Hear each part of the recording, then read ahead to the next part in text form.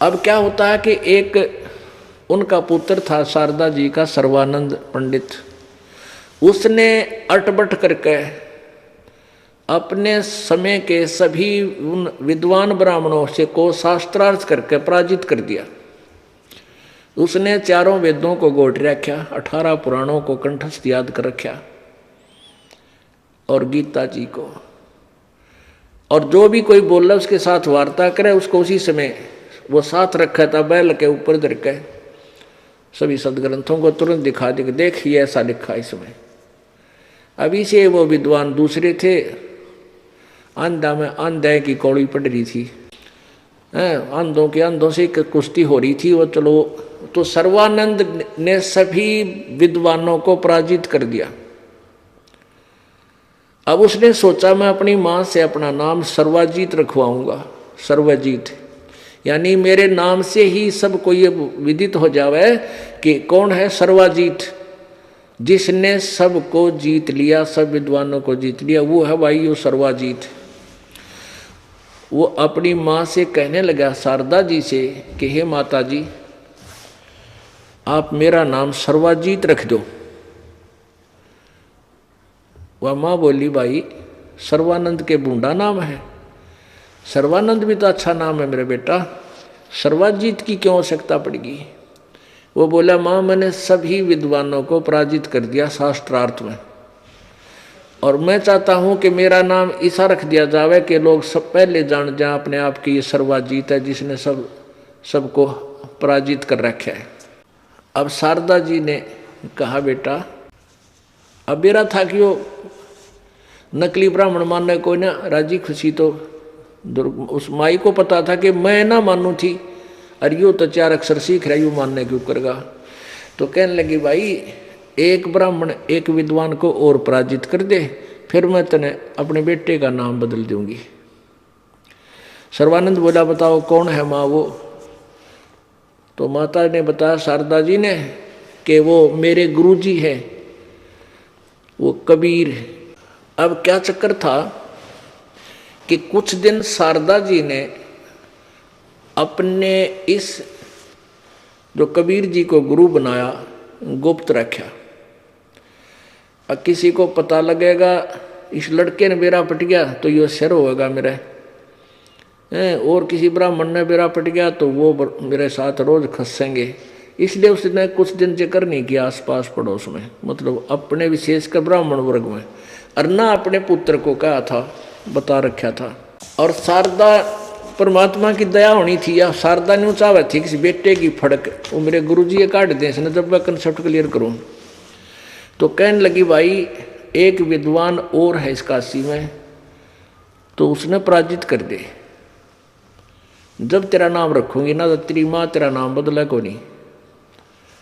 कहने लगा माँ कौन है वो विद्वान, कि भाई वो कबीर जी हैं और जुल्हा कॉलोनी में। तो वो कहने लगा माँ उसका एड्रेस बता मैंने पूरा।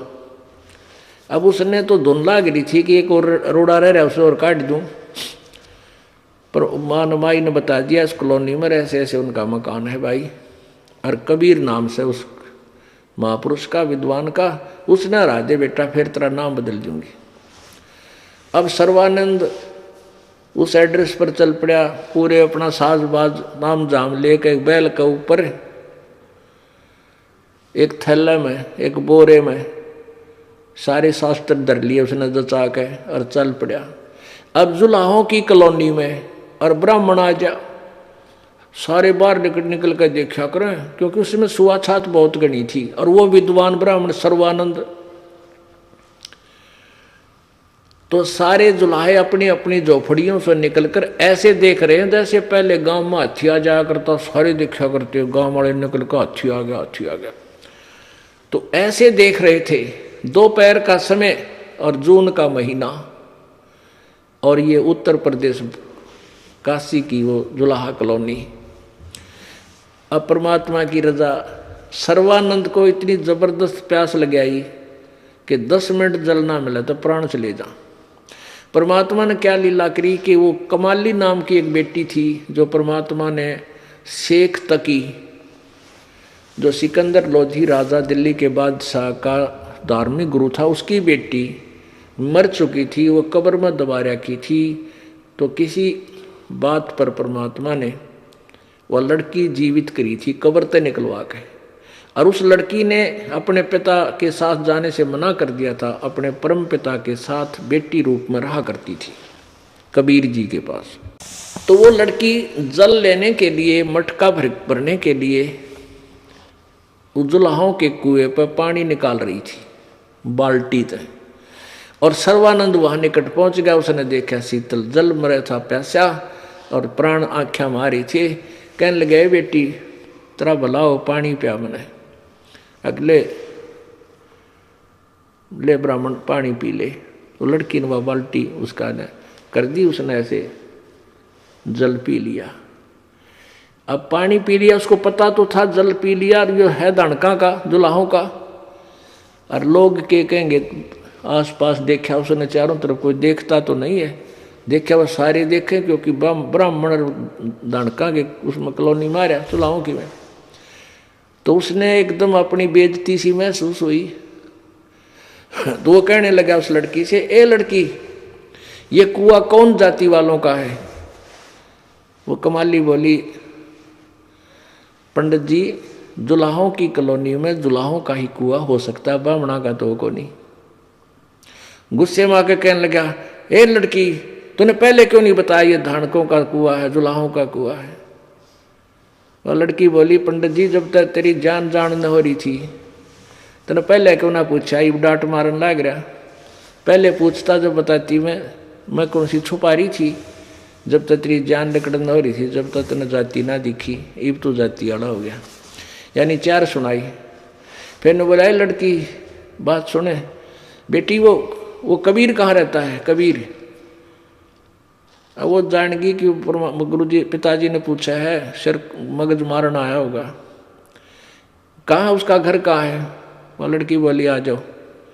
वो लड़की को तो मालूम था कि इसका बड़ ओए काट सके है, पर मेरे पिताजी गुरु जी सीधा करेंगे इसने, हो सकता है इसके सौभाग्य हो गया हो, इसके 16 दिन आगे हो, आज यो मालिक के पास जा रहा है।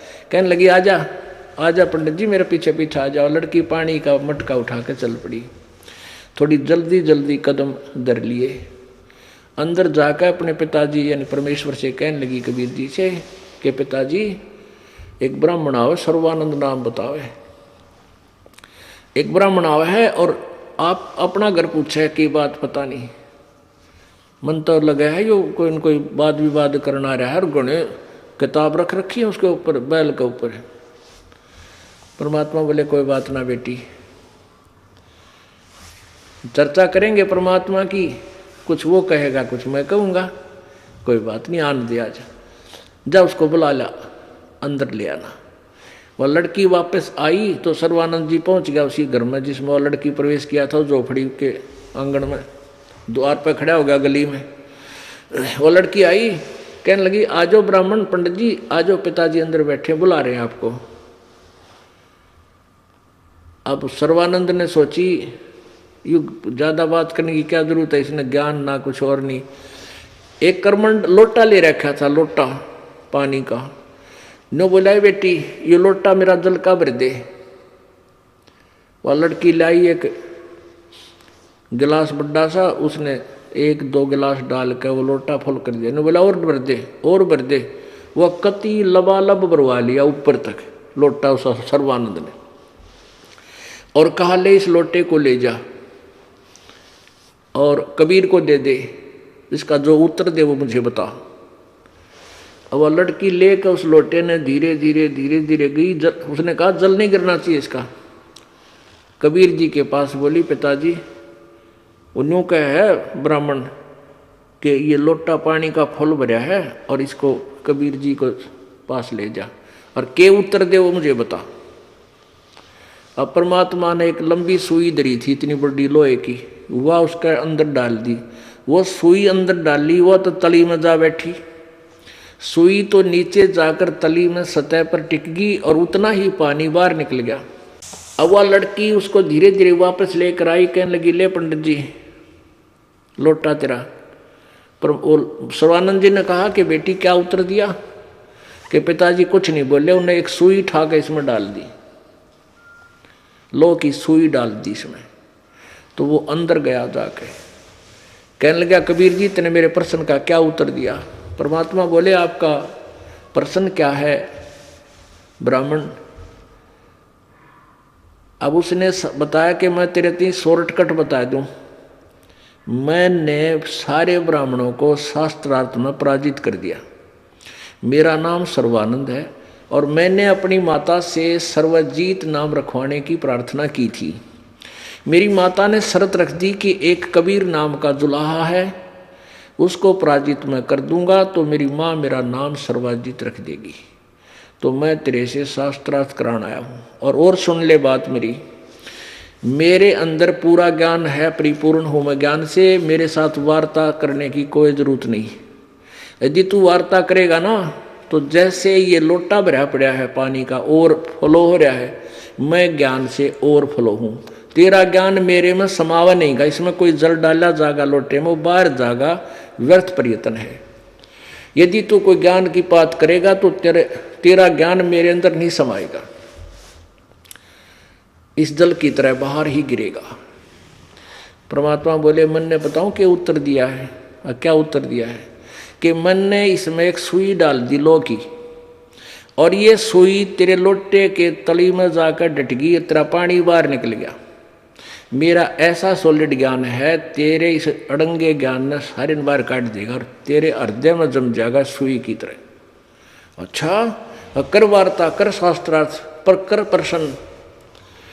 अब वहां जब देखा कि एक ब्राह्मण है और वार्ता शुरू हो रही है तो आसपास के दुल्हे भी आगे, वह भोली आत्मा आकर बैठ गया, सुनांगे के कहेंगे कि बात चलेंगी भगवान की, क्योंकि कबीर जी की भी चर्चा हो रही थी। आसपास भाइयों भी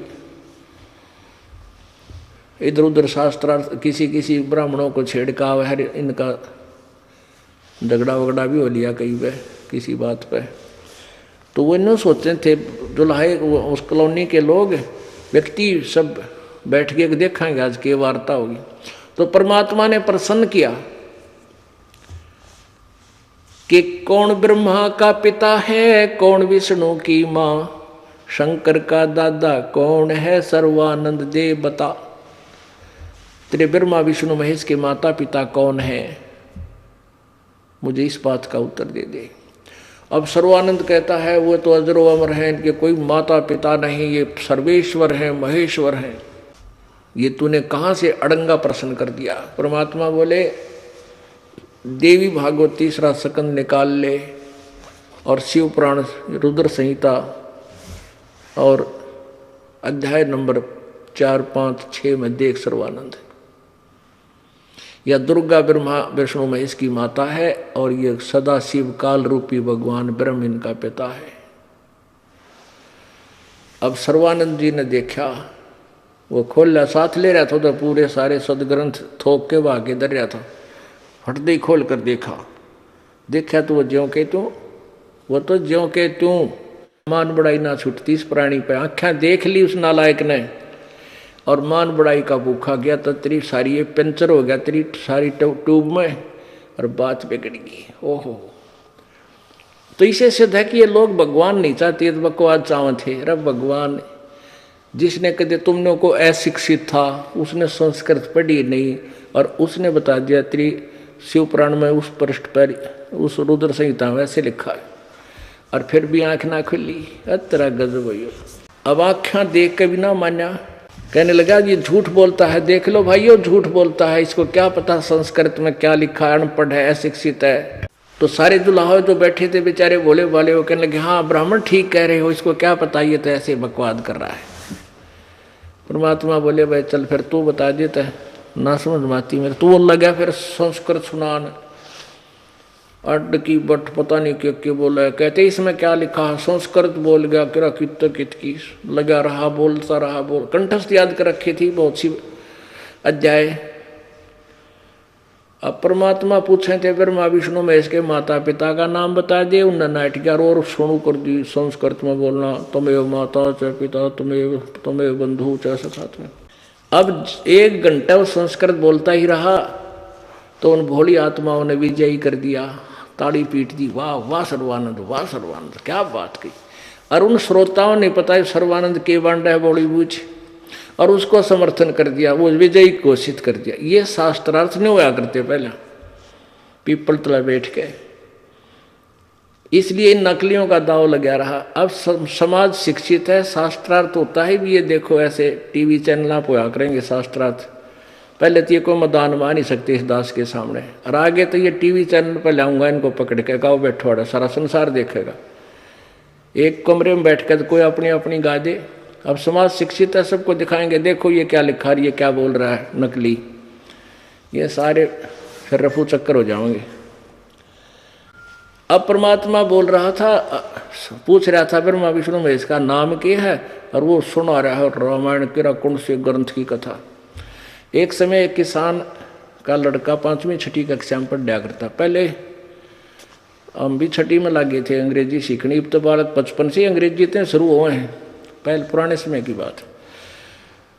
तो 5, 6ठी 7वीं कक्षा का बच्चा था, और वो अंग्रेजी में अपने वो याद कराया करता, क्या ना, सिक लीव छुट्टी की प्रार्थना पत्र, और कोई माई बेस्ट फ्रेंड का ये ऐसे प्रस्ताव, कोई ऐसे कई प्रकार की याद कर रहा था।